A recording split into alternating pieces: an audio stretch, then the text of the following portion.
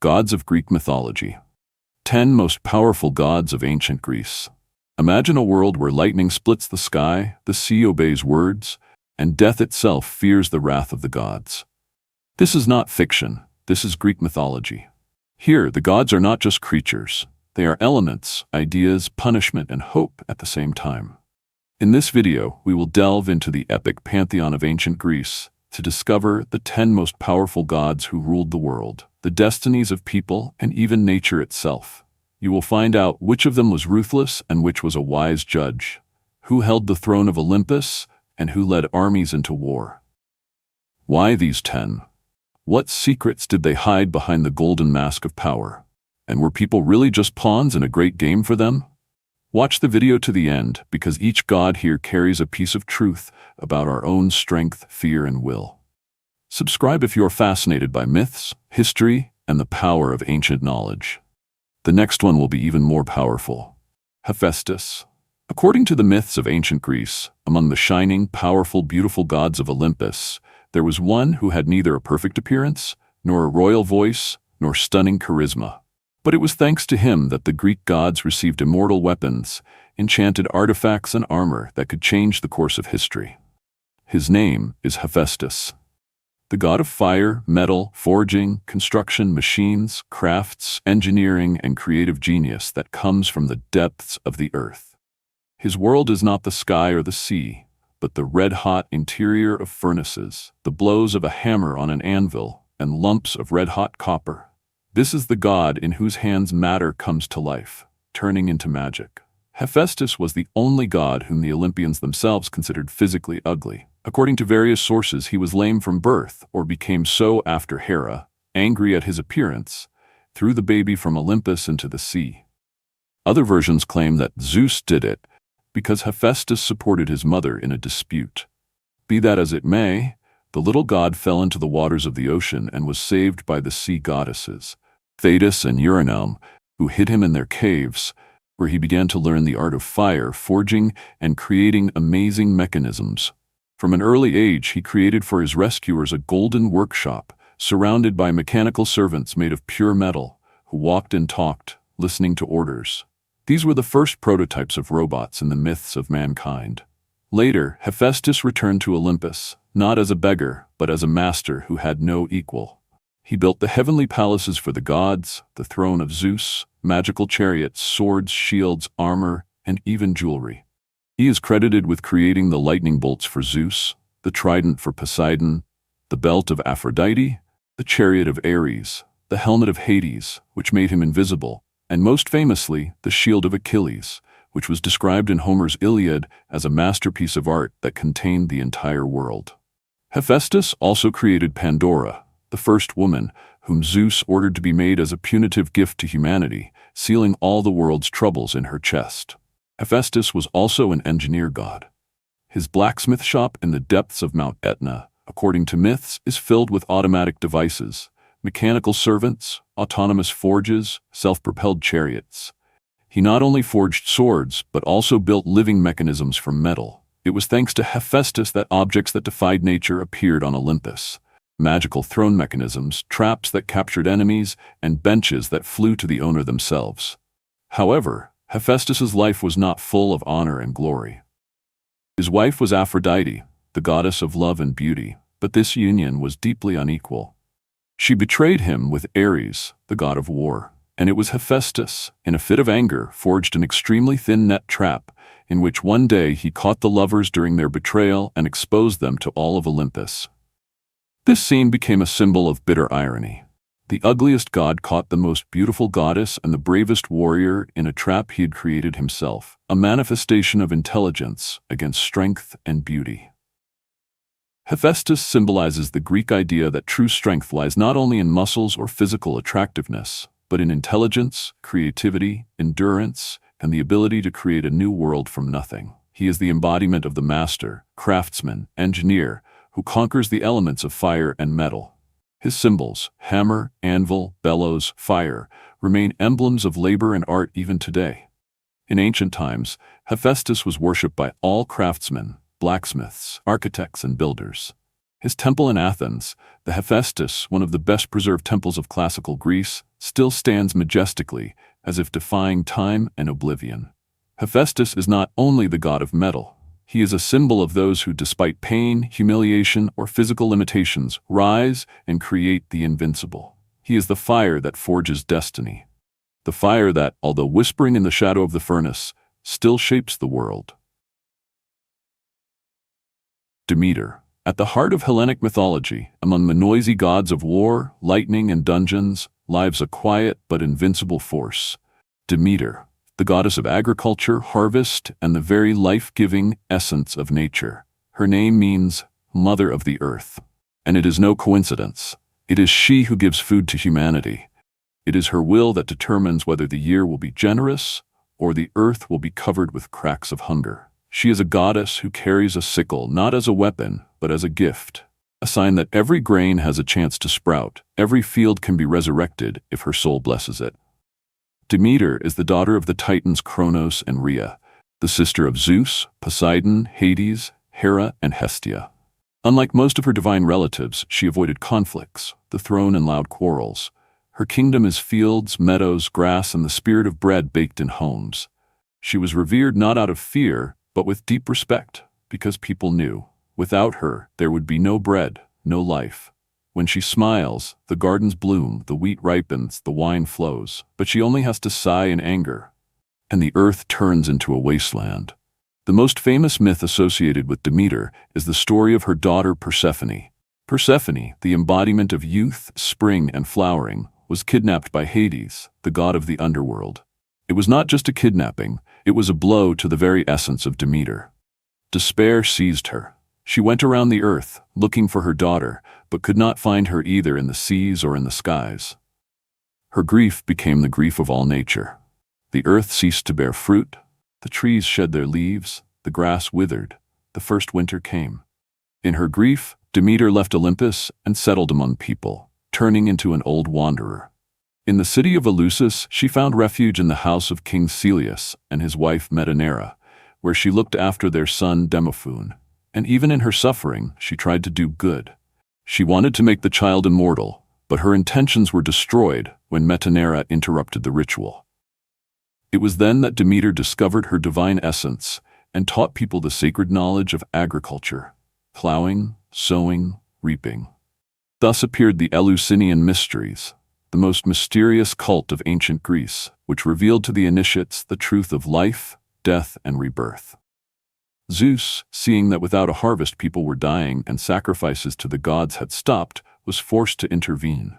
He made a deal with Hades. Persephone would return to her mother in spring and summer, and in autumn and winter she would live in the underworld. This cycle became the basis of the seasons. When Persephone was on earth, everything bloomed. When she disappeared, winter came. Thus, Demeter's emotions, joy and longing, became living metaphors for changes in nature. She was the first goddess whose feelings directly influenced the course of time. Demeter was not just a mother and the protector of the harvest. She was a symbol of feminine power that did not scream but acted. She did not wage wars, did not overthrow the Titans, but kept humanity on the verge of survival and prosperity. Her symbols, sheaves of wheat, a sickle, a torch, did not pose a threat, but without them, famine began. In her hands was not a spear, but grain, but this grain could feed a nation or bring it to its downfall. Her worship was widespread throughout Hellas, but she was especially revered in Eleusis. There were temples, mysteries, rituals that were passed down secretly from generation to generation. The participants in these rituals swore not to reveal what they had seen, and for centuries no one broke their vows. Such was the power of the cult of Demeter, not in fear, but in respect, in reverence for a quiet but all-encompassing power. She is the goddess of the cycle of life. She not only gives life through the harvest, but also accepts losses. Her daughter is the queen of the underworld, and she is the mistress of the upper one. Together they embody the Greek idea of death as part of life and of life as eternal rebirth. Demeter is the mother not only of Persephone, but also of humanity itself. And as long as there is bread, field, spring, her name will live forever. Hermes. Hermes is one of the brightest and at the same time most mysterious gods of the ancient Greek pantheon. It is impossible to squeeze him into one role or characteristic because he is multifaceted, eternally mobile, changeable, and almost elusive. He was born from Zeus, the supreme god, and the nymph Maia, daughter of the Titan Atlas. On the first day of his life, while his mother was still sleeping, he got out of the cradle, stole cattle from Apollo, invented the lyre, and returned back, pretending that nothing had happened. This is not just a magical children's adventure. This is a manifesto of the essence of Hermes: cunning, resourcefulness, wit, and boundless freedom.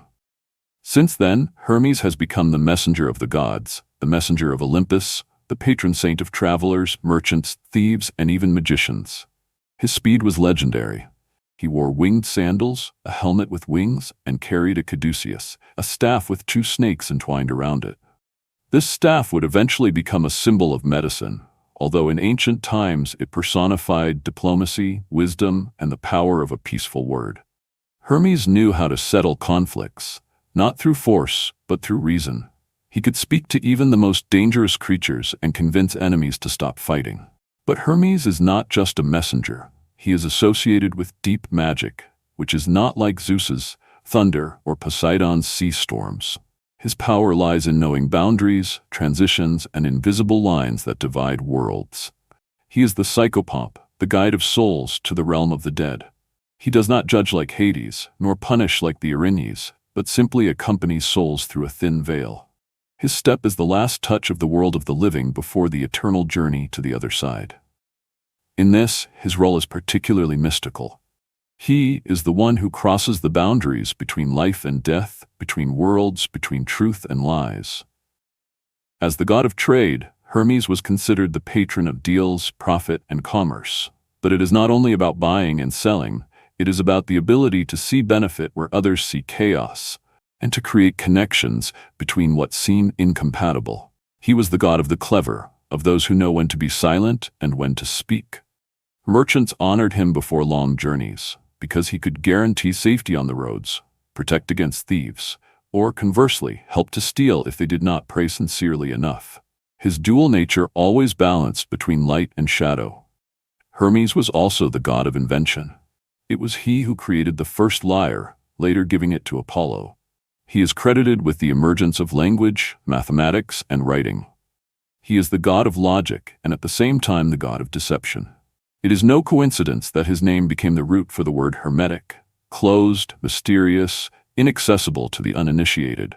In later eras, his image merged with the Egyptian Thoth, forming the figure of Hermes Trismegistus, thrice great, one of the founders of Hermetic philosophy, alchemy, and magic. In the everyday life of the Hellenes, Hermes was omnipresent. His images, Herms, stood on roads, crossroads, at the doors of houses. They were anointed with oil, brought offerings, asked for blessings. After all, a crossroads is a symbol of choice, and only Hermes knows where each path leads. He was especially revered by athletes because he was also the god of physical endurance, running, flexibility.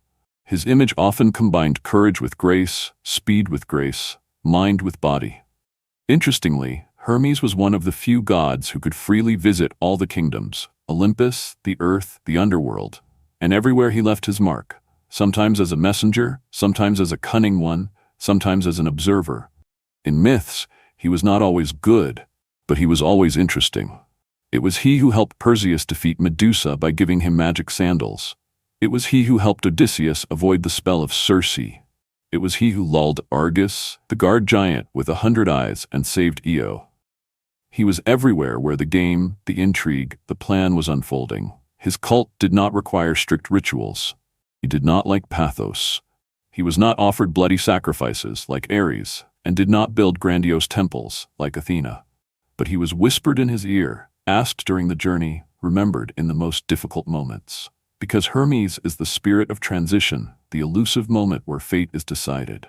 He is the god of choice and therefore freedom. His symbols, the caduceus, sandals, helmet, have become icons even in the modern world. They saw in him the archetype of a mediator, a guide, a messenger between fire and water, between the true and the imagined. His image inspired philosophers, poets, alchemists, psychologists. He is the personification of the inner voice that leads through the fog. And even today, in the world of technology and algorithms, Hermes remains relevant. He is the patron of reason, mobility, speed of thought, the ability to navigate in chaos. Hermes is not just a god, he is the principle of movement, wit, and charming ambiguity. He reminds us, in each of us there is a part of a traveler, a merchant, a philosopher, and a cunning one. And if you listen carefully, you can hear his winged sandals rustling somewhere nearby, leading you on a new adventure. Aphrodite. Aphrodite is one of the greatest and most influential goddesses in the Greek pantheon, the embodiment of beauty, love, sensuality, and feminine appeal. Her name has become synonymous with seduction, and her image has been a source of inspiration for thousands of years of art, poetry, and philosophy. She is not just the goddess of love. She is love itself in all its manifestations, from tender admiration to passionate attraction, from innocent infatuation to all-consuming desire. Aphrodite reigns where the heart trembles and the mind loses its strength. According to the most common myth, Aphrodite was born not from the union of the gods, but from the sea foam that formed around the severed genitals of Uranus, which Kronos threw into the sea. That is why her name is associated with the Greek word aphros, foam. When she emerged from the waters, it seemed that nature itself fell silent in admiration.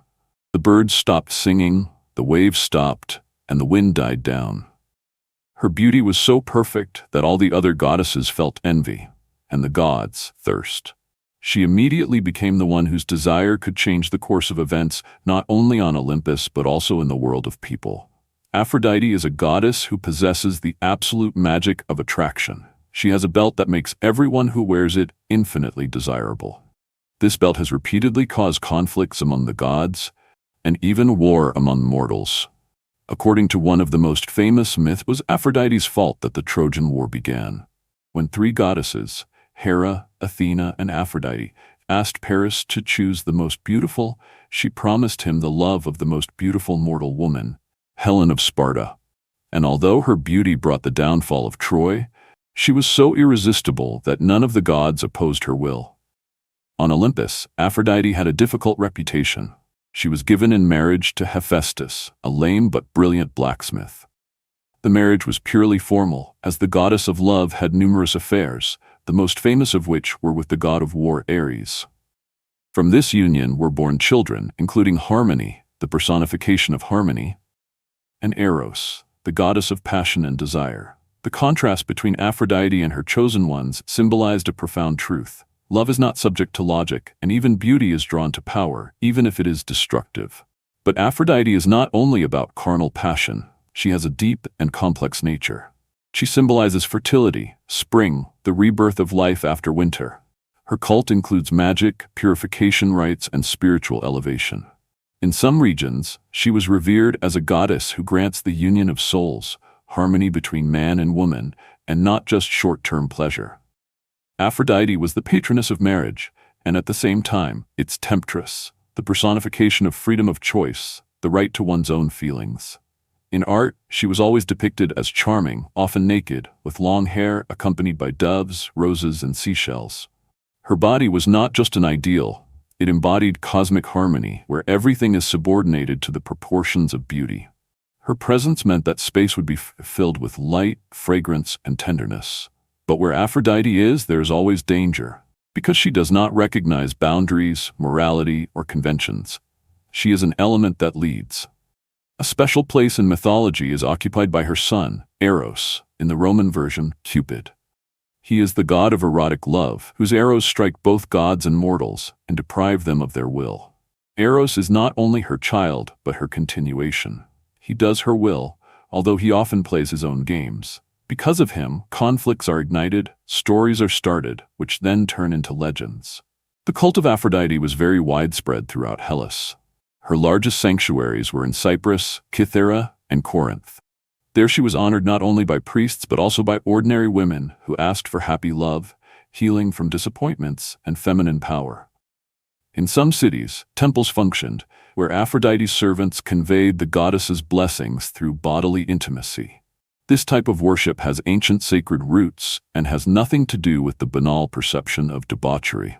It was about the merging of souls, about renewal, about the energy of love as a source of creation. In later times, the image of Aphrodite underwent transformations.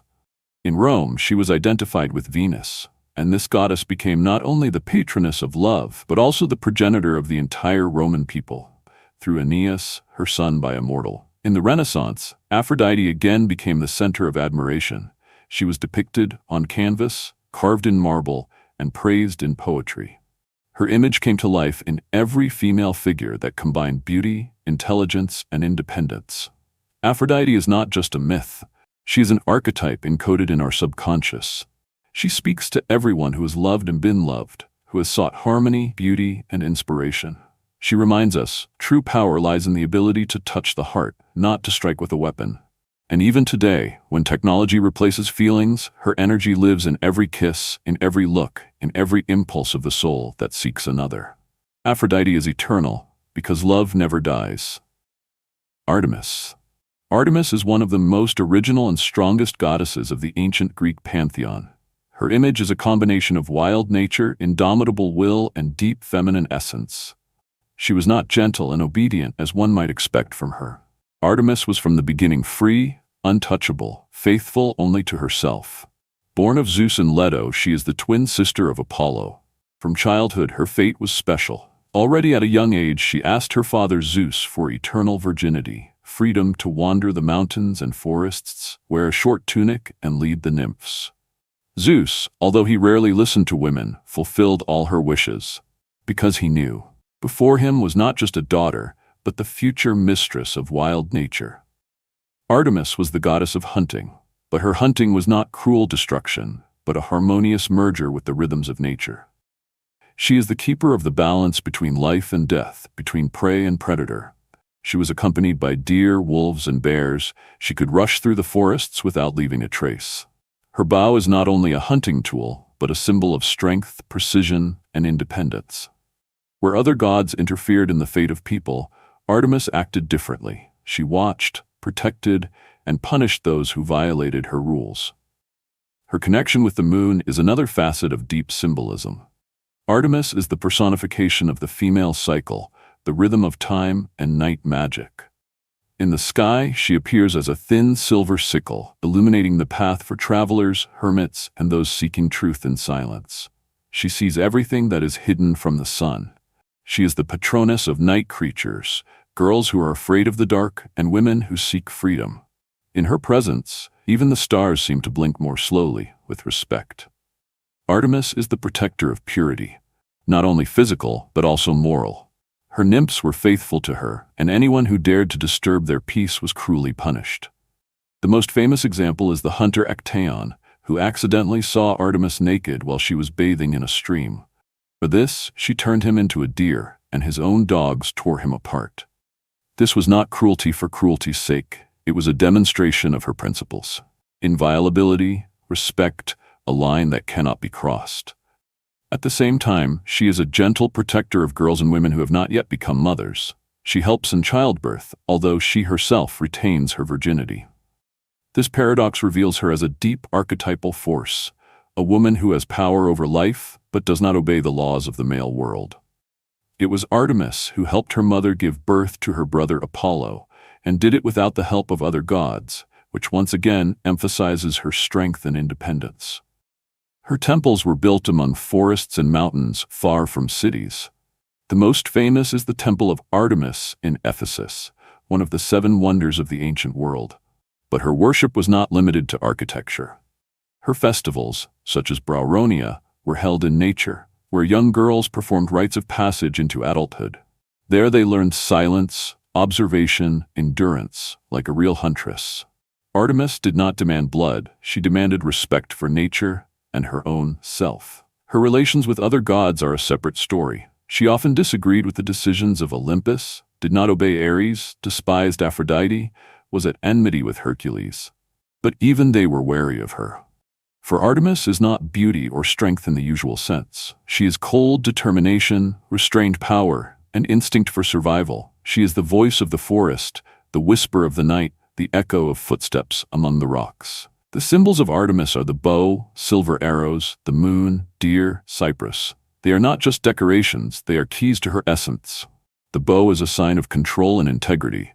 The moon is her connection to emotions and the subconscious. The deer is grace and speed.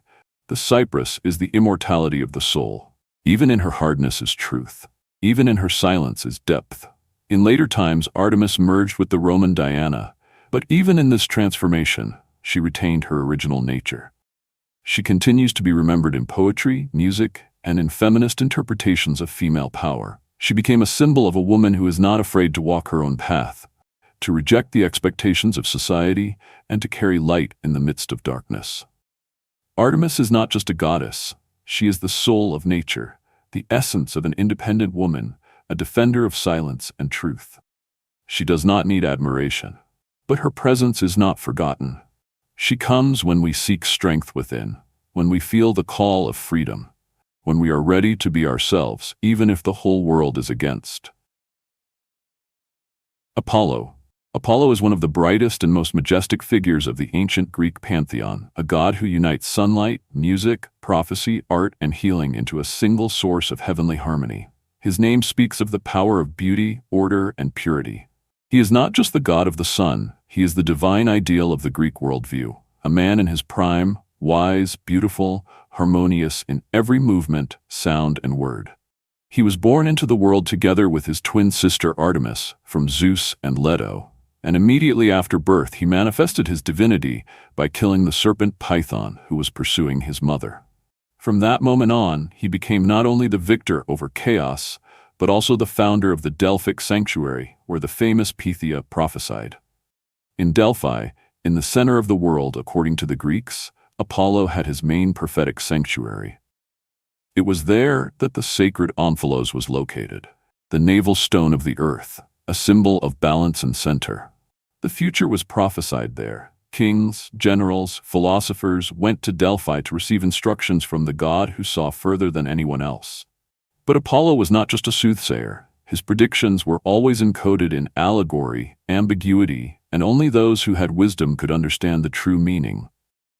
As the god of music, Apollo played the lyre, an instrument given to him by Hermes. His music was able to calm storms, heal the soul, tame animals, and restore hope. Together with the muses, he was the patron of poets, philosophers, and artists. His songs are in tune with the harmony of the spheres, that mystical music that, according to Pythagoras, sounds in the movement of celestial bodies. The lyre in his hands is not just strings, but an instrument of cosmic order, an echo of reason in the universe. His beauty was no less legendary than his intelligence. Apollo was the embodiment of the Greek ideal of male beauty. Tall, with graceful features, blonde hair, and a penetrating gaze. But this beauty also had its dark side, pride and an inability to forgive betrayal or disobedience. He could be merciful, but also terribly vengeful. His love stories often ended in tragedy. Daphne, who turned into a laurel tree escaping his pursuit. Cassandra, who rejected his courtship and was punished by the fact that no one believed her prophecies. Hyacinth, a beautiful young man who died in the bloom of youth, leaving behind a flower of eternal memory. As the god of the sun, he later replaced the titan Helios. His chariot rose above the horizon every morning, giving the world light, warmth, and hope. His rays penetrated all corners of the earth, dispelling darkness and lies. He was the personification of a clear mind, transparent thought, logic. Where Apollo reigned, there was no place for chaos, disease, despair. That is why he was also the god of medicine, through his son Asclepius, to whom he passed on the secrets of healing and who later became the patron saint of doctors. Apollo is also the protector of shepherds, sailors, travelers. He protects those who are on the road, who create, who seek the truth. He does not call for war, like Ares, and does not tempt, like Aphrodite. His path is the path of clarity, truth, inner light. But despite this, he repeatedly entered into conflicts with other gods and mortals. Once, for insulting Zeus, he was punished and sent to earth to herd cattle. Even in humiliation, he remained divine, and it was then that he became closer to people. His symbols are the lyre, the laurel wreath, the sun wheel, the golden arrows. The laurel is a tree that became a symbol of his unrequited love and turned into a sign of poetic glory. The arrow is the personification of speed, accuracy, as well as his thought, his word, his inspiration. The sun wheel is a circle of eternal movement, truth, and light. Apollo is not only a god, he is a principle, an archetype. He lives in every act of creativity, in every impulse of inspiration, in every step towards knowledge. He is a ray that cuts through the darkness of doubt. His name is an echo of the balance between body and spirit, between art and science, between logic and faith. He does not just accompany humanity, he shows the way to harmony. His place is among the muses, in temples, in the hearts of those who are not afraid to see clearly, feel deeply, and live according to the truth. Apollo is the eternal sun that never goes out. Athena. Athena is one of the greatest and most revered goddesses of the ancient Greek pantheon, the personification of divine wisdom, strategy, justice, and civilized warfare. Her origin is already a mythological symbol in itself. Athena was born not as an ordinary deity, but from the head of Zeus, fully armed, in a helmet with a shield and a spear. This moment was the culmination of the myth of Zeus's absorption of Metis, the goddess of reason, who, according to the prophecy, was to give birth to a child who would surpass her father.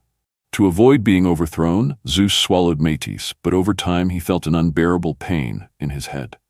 When Hephaestus chopped off his skull, Athena was born, not a child, but a mature, majestic, and formidable goddess. Athena is not like other goddesses. She is not about love or sensuality, not about the harvest or motherhood. She is intelligence, discipline, orderly power. Her faith is in reason and calculation. She does not just lead into battle, she plans victory before sword meets sword. Unlike Ares, who symbolizes blind aggression and bloodshed, Athena is the goddess of war as the art of strategy. Her presence on the side of the army means not just strength, but victory through reason, unity, determination. That is why she was the patroness of heroes: Odysseus, Perseus, Hercules. She gave them not only strength, but also cunning, sophistication of actions, planning of every step. The symbols of Athena are extremely eloquent. The helmet is a sign of her readiness for battle, but also wisdom, knowing when to go to conflict. The shield is the protection of justice. She is often depicted with the head of Medusa the Gorgon, a terrible amulet that turns enemies into stone. This is a sign not only of strength, but also of ruthlessness in the fight against chaos. Her owl is a symbol of intelligence, night vision, the ability to see what is hidden. An owl cannot be fooled, just like Athena. She observes, analyzes, waits, and acts only when everything is clear and planned. One of the main personifications of Athena is the city of Athens, named in her honor. In the competition with Poseidon for the patronage of the city, she did not bring weapons or water power. She planted an olive tree. This tree became a symbol of peace, prosperity, and longevity. The people chose her not for thunder and storms, but for wisdom and the gift that provides life. That is why the Parthenon, the majestic temple dedicated to her, became not only a symbol of Athens, but also of the entire Western civilization as an idea of harmony, art, and reasonable order. Athena was a virgin, eternally chaste, distant from carnal passions. This further strengthened her image. She belonged only to wisdom, martial arts, and justice. Her cold poise and lack of passion made her incorruptible and fair. She is not guided by emotions. Her decisions are always logical, strategic. But this did not make her cold. She protected the weak, punished injustice, and instructed rulers. It was Athena who taught people to weave, build ships, and write. She was the one who brought culture to earth. In numerous myths, Athena appears as a goddess who intervenes not by chance, but when the situation requires a reasonable solution. She is the one who helps Perseus get the head of Medusa, giving him a mirror shield. She is the one who instructs Hercules when he goes through his exploits. She is the voice of reason in the age of strength. Her authority among the gods was extraordinary. She was admired, feared, and respected. Zeus trusted her more than anyone because she was his extension, his mind, separated into a separate entity. Athena's appearance was described as majestic, focused, with a penetrating gaze. She does not smile, she observes. Her figure is straight, slender, in a helmet, with a spear and shield, sometimes with Nike, the goddess of victory, on her hand. In her every movement, confidence; in every word, clarity. She does not need to shout, does not seek fame. Her authority is undeniable because it is based on knowledge, experience, and strength of spirit. Athena is a principle. She is the archetype of reasonable power, cold justice, balanced strength. In a world where chaos daily tries to break through the walls of civilization, she stands, firm, calm, unshakable. Her place is in temples, in libraries, in courtrooms, and in military headquarters, where not only a decision is needed but also a strategy, not only strength but also intelligence. There Athena reigns. She's not only a goddess, she's a symbol of intelligent order. And as long as her name is remembered, the world will not fall into the darkness of ignorance and savagery. Athena is the eternal guardian of reason. Hades. Hades is the mysterious and formidable ruler of the underworld, one of the three great brothers who divided the universe among themselves after the victory over the Titans. He got the darkest and most mysterious part, the kingdom of the dead, located deep underground. This is not hell in the moderns, but a separate dimension where souls stay after death, undergoing judgment, receiving eternal punishment or peace. Hades was not evil, he was just. In Greek mythology, he personifies not cruelty, but the order of death, impartial control over the most mysterious of all worlds. The Greeks pronounced his name reluctantly. They called him Pluto, rich, hinting at the treasures hidden in the bowels of the earth. Gold, silver, precious minerals, because everything that lies underground is in his possession. Hades is not only death, it is a symbol of everything hidden, secret, that which is beyond the reach of the human eye. He rules in the kingdom of shadows, where everyone falls, regardless of origin, fame, or power. His power is absolute, but unostentatious. He is almost never seen on Olympus. He does not participate in holidays. He does not interfere in conflicts.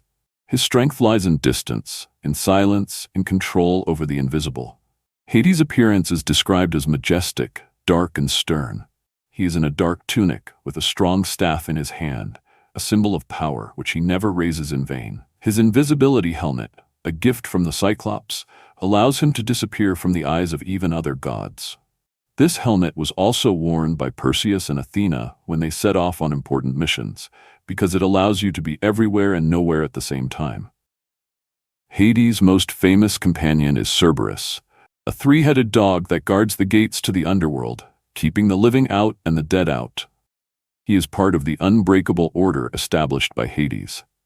His kingdom is divided into different areas: the Elysian fields for the righteous and heroes, Tartarus for the damned, Asphodel for ordinary souls who have done neither evil nor good.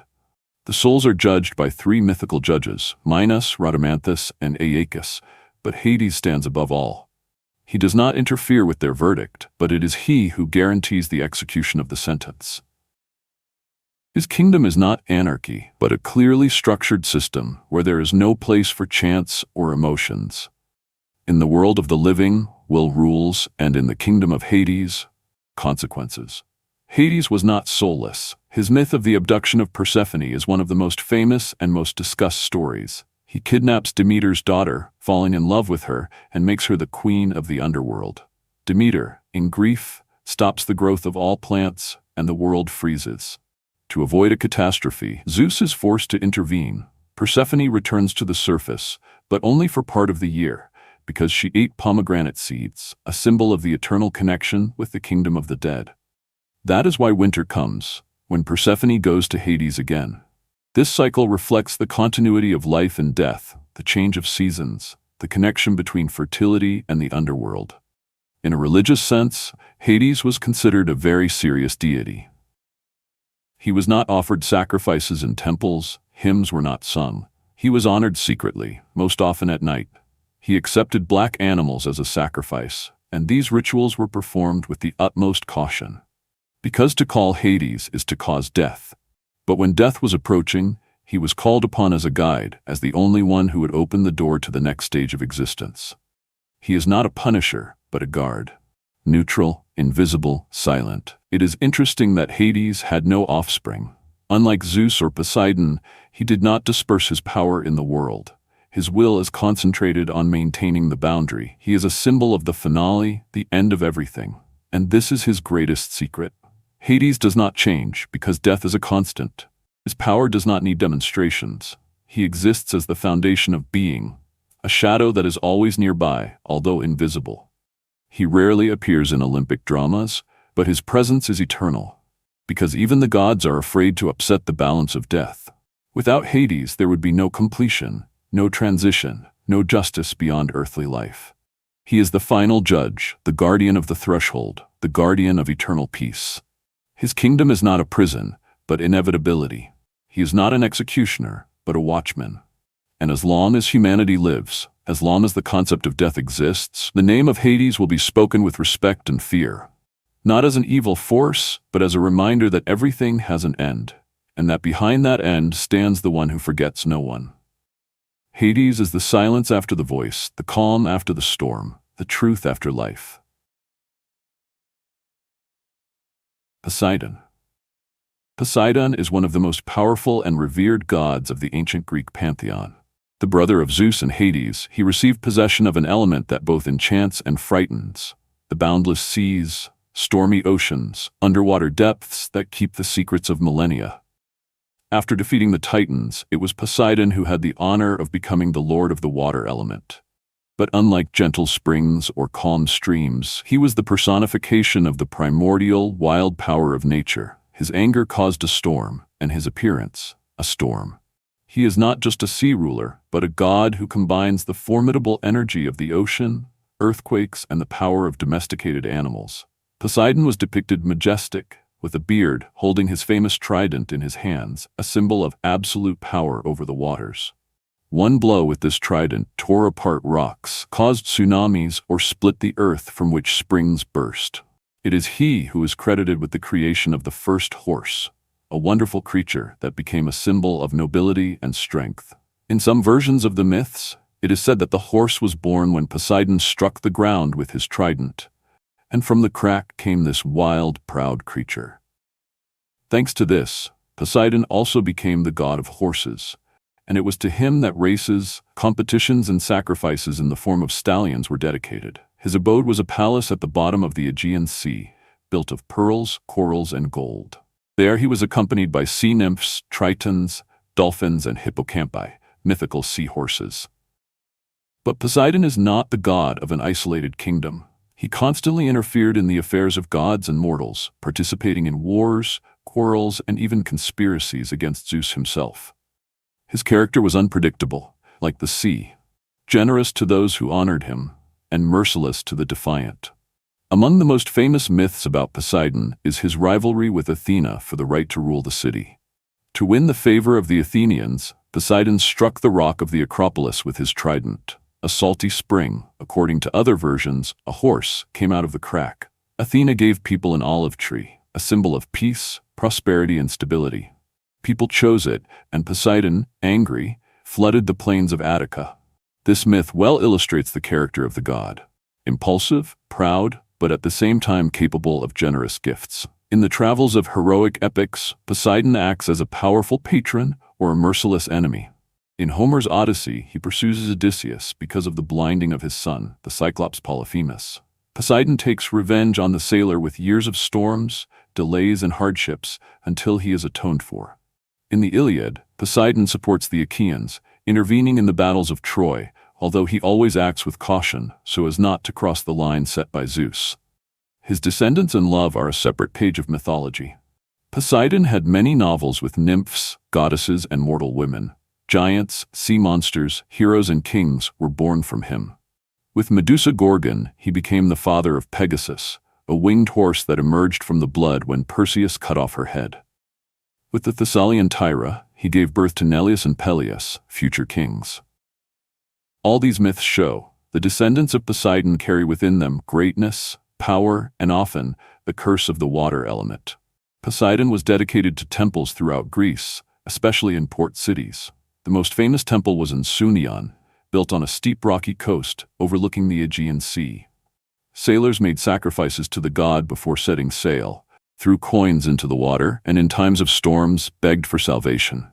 He was honored not out of love, but out of fear, and respect for the power that can both save and destroy in an instant. Poseidon is not just a god of the sea. He is the personification of a force that knows no bounds. His water nourishes and destroys, gives life and takes it away. His anger causes earthquakes, his appearance, anxiety among mortals. But it is he who keeps the balance of the elements, between land and sea, between life and chaos, between stability and catastrophe. This is a God who cannot be ordered, who cannot be denied.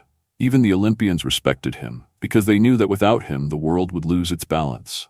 Even today, when we look into the sea abyss, we feel something primal, the wild forces of nature that do not obey man. This is the shadow of Poseidon. He lives in every wave, in every storm, in the rustle of the surf. And as long as the sea exists, its ruler will exist. Poseidon is a god who is not forgotten. His power is eternal, like the depths over which he reigns. Zeus. Zeus is the lord of heaven, thunder and lightning, the main god of Olympus, a symbol of supreme power, justice, and heavenly order. He is not just the head of the pantheon, but the personification of the very idea of divine law, which keeps the world in balance. The entire ancient Greek religion and cult system revolved around his figure. His name caused trembling in the hearts of mortals and gods, because it was he who punished those who violated oaths, vows, and sacred duties. His lightning is not just a weapon, but an instrument of truth that instantly separated good and evil. Zeus was born in difficult times when his father Kronos, a titan, devoured his children so that they would not overthrow him from the throne. But Zeus's mother, Rhea, hid the newborn and replaced him with a stone. Zeus grew up in secret, fed by nymphs and the goat Amalthea.